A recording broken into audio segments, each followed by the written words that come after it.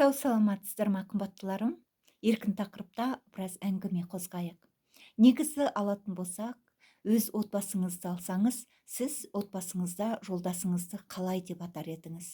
Балаларыңызды қалай дейтін едіңіз? Негізі алатын болсақ, жолдасыңызды өмірде, ол менің алмазым деңіз. А балаларыңыз бриллиант.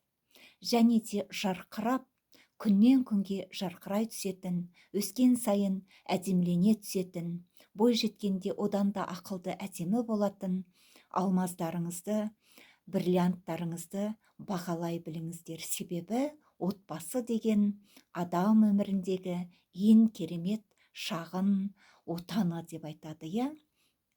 Сондықтан да балаларыңызға әдемі тәрбие беретін болсаңыз, отағасын да оның жаралған қисық қабырғасы болып, әр уақытта тірек болып жүретін болсаңыз, әрине сіздің отбасыңызда береке де, бірлік те, сыйластық та, түсіністік те болады. Сондықтан да қазақ елі көптеген мақал мәтелдерді отбасына қарата айтады, иә? Әке көрген оқ жонар, ана көрген тон пішер деген сияқты. Міне, егер де анасы жақсы үйдің қызын алатын болса, ол ертеңгі күні жақсы келін бола алады.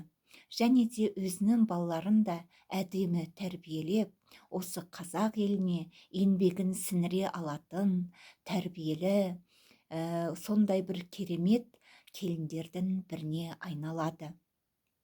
Негізі алатын болсақ, қыздарыңызға ақша болған кезде бриллиант тасымен қандай да бір сақина немесе сырға алып беруді ұмытпаңыздар.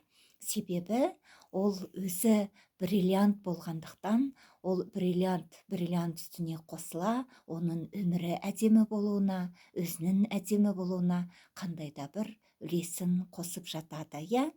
Ал ер азаматыңызға қандай да бір күмістен бұйымдарды алып беруді де ұмытпаңыз.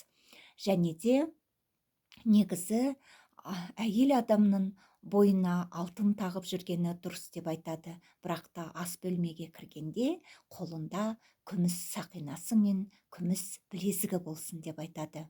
Сондықтан да әр отбасында алтын мен күміске малынған сіздердің қандай да бір көптеген әдемі бұйымдарыңыз болсын, иә? Қазақ елін неге басқа ұлттар бай деп айтады? Қазақ елі ғасырдан ғасырға алтын мен күміске малынған керемет елдердің бірі болған. Менің анам айтатын еді, біздің ата-бабаларымыз алтын астаумен ас ішкен, күміс кесемен қымыз ішкен ата-бабалардың, қазақтардың ұрпағымыз деп. Сондықтан да алып қарайтын болсақ, әр қазақтың бойында батырлық бар.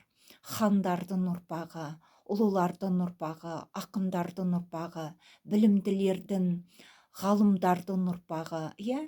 Сондықтан да әр қазақ өзінің бойындағы қанымен мақтана біліп, өзінің қазақ екенімен мақтанып, қазақ тілінде таза сөйлеп, осы қазақ елінің дамуына өзінің үлесін қосып, ертеңгі бай да қуатты, бақ дәулетті, мәңгілік қазақ елінде өмір сүретін ұрпақтарын тәрбиелеп шығуға өзіне серт беру керек.